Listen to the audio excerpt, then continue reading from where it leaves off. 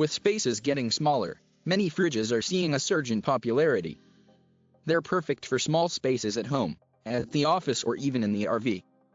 Whether you want one for your dorm room, garage, or media room, the need to maximize space is ever increasing, and people want more out of this compact and multi-purpose alternative. The most popular use for the mini fridge is the dorm room, making back-to-school shopping a popular time to snag some deals. These small refrigerators are also widely used in the office, RV, garage, and, as the population ages, to store medications and other temperature-sensitive or medical materials.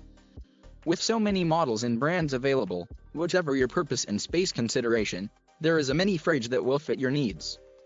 Only buy a mini fridge that uses a compressor for cooling, not a thermoelectric element. They don't get cold enough to keep food safe to eat. Look for mini fridges that have a full-width freezer spanning the entire width of the fridge, so you have more space for frozen food. Some models have a much smaller freezer compartment. Avoid cube-shaped fridges if you have the space. They don't hold very much and aren't that much cheaper. Avoid two-door mini fridges as well.